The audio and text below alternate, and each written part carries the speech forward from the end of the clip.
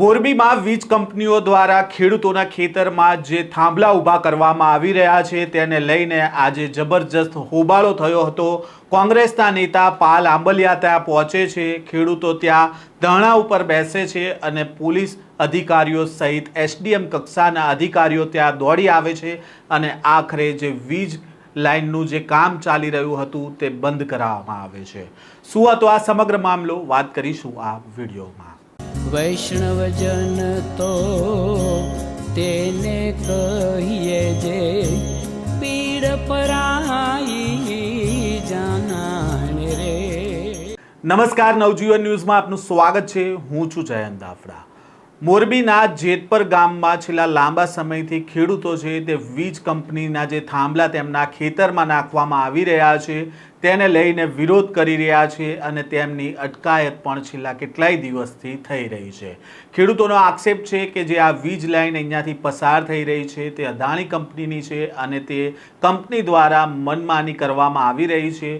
Company દ્વારા જે corridor બનાવવામાં આવ્યો હતો તેમાં રહીને તેઓ કામ નથી કરી રહ્યા। અગાઉ અહીંયા જે ખેતરમાં ખાડા ખોદવામાં આવ્યા હતા તે ખાડા બૂરી દેવામાં આવ્યા અને ફરીથી નવી જગ્યા ઉપર ખાડા કરવામાં આવ્યા છે અને તેને જ લઈને ખેડૂતોમાં રોષ જોવા મળ્યો હતો। જો કે આ સમગ્ર મામલાની લડતમાં પાલ આંબલિયા મોરબી પહોંચ્યા હતા જેતપર ગામમાં અને જ્યાં વીજ કંપનીનું કામ ચાલી રહ્યું હતું ત્યાં કામ બંધ કરાવવામાં આવ્યું હતું અને ત્યારે પોલીસ અધિકારીઓનો મોટો કાફલો છે ત્યાં દોડી આવ્યો હતો। સાથે જ એસડીએમ પણ ત્યાં આવી પહોંચ્યા હતા અને શા માટે અગાઉ જે ખાડા કરેલા હતા તે ખાડા બૂરી અને ત્યારબાદ નવા ખાડા કરવામાં આવી રહ્યા છે તેને લઈને પાલ આંબલિયા દ્વારા સવાલો ઉઠાવવામાં આવ્યા હતા અને આખરે જે વીજ કંપનીની જે કાર્યવાહી ચાલી રહી હતી થાંભલા નાખવાની તે બંધ કરવામાં આવી હતી। પહેલાં તો આ સમગ્ર મામલાને લઈને શું કહી રહ્યા છે પાલ આંબલિયા તેમને સાંભળીએ। જેતપર ગામના જે સર્વે નંબરની અંદર આજથી 3 દિવસ પહેલાં કંપનીએ ખાડા કર્યા હતા અને એ ખાડા કરવા માટે એણે માનનીય એસડીએમ શ્રી સાથે ચર્ચા કરી હતી, એસડીએમને ઉપયોગ કર્યો હતો, માનનીય કલેક્ટર અને એસપી સાહેબ પાસેથી પોલીસ પ્રોટેક્શન લીધું હતું અને જે જગ્યાએ ખાડા કર્યા હતા એ જગ્યા એમ કહે છે કે બીજી જગ્યાએ ભૂલથી થઈ ગયા હતા અને આજે જે ખાડા કરે છે એ બીજી જગ્યાએ કરે છે। કોઈ પણ વીજ કંપનીએ CERCમાંથી લાઇસન્સ લેવું હોય કે કેન્દ્ર સરકાર રાજ્ય સરકારના ગેઝેટમાં નોટિફિકેશન કરાવવું હોય તો એણે બી લાઇન રૂટ મેપ આપવો પડે અને આ બી લાઇન રૂટ મેપની અંદર દરેક પોલનો નંબર ફિક્સ હોય અને એ ફિક્સ કરેલા નંબરના પોલનું બરાબર છે જીપીએસ કોઓર્ડિનેટ ફિક્સ હોય છે। એટલે એનો અર્થ એવો કે જે જીપીએસ કોઓર્ડિનેટ મુજબ જ્યાં ખાડા કરવાના હતા ત્યાં નથી કર્યા, એનો અર્થ એવો કે આગળ ક્યાંક ને ક્યાંક મળતિયાના કારણે થાંભલો આડો અવરો થયેલો છે એટલે અહીંયા ખેડૂતના ખેતરમાં આડો અવરો થાંભલો થયો છે।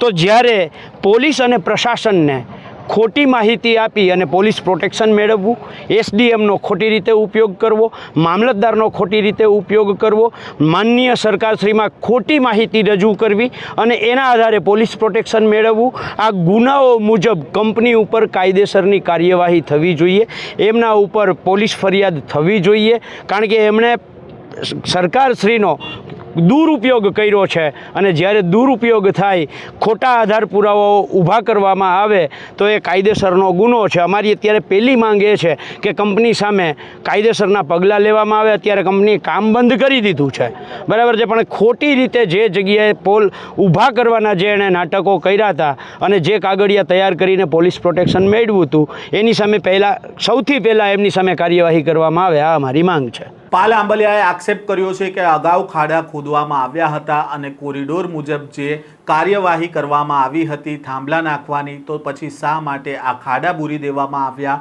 અને નવેસરથી ખાડા કરવામાં આવ્યા।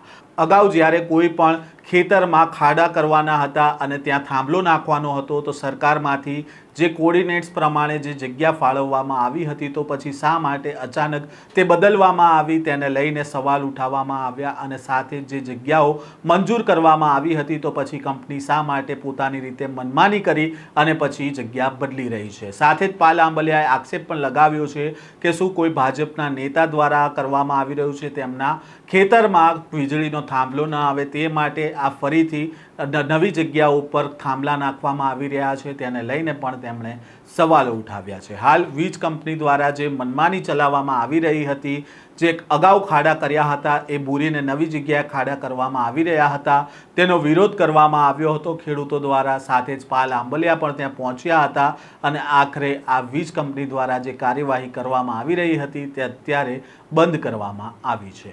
આ પ્રકારના સમાચાર અહેવાલ સાથે ફરી મળીશું. નવજીવન ન્યૂઝ સાથે જોડાયેલા રહેજો.